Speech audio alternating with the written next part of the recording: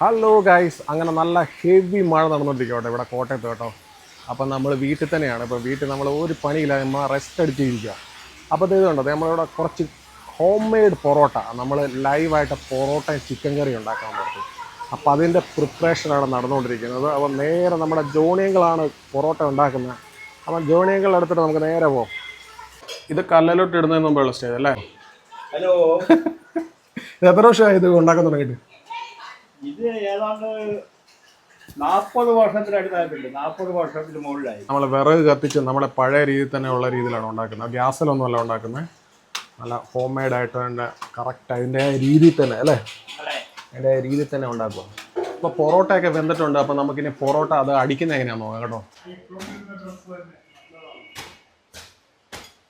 Chicken കറി കേട്ടോ, നാടൻ chicken. ഇപ്പം ഇവരാണിന്ന് നമ്മുടെ പൊറോട്ട ടേസ്റ്റ് ചെയ്യാൻ പോകുന്ന ആൾക്കാർ കേട്ടോ.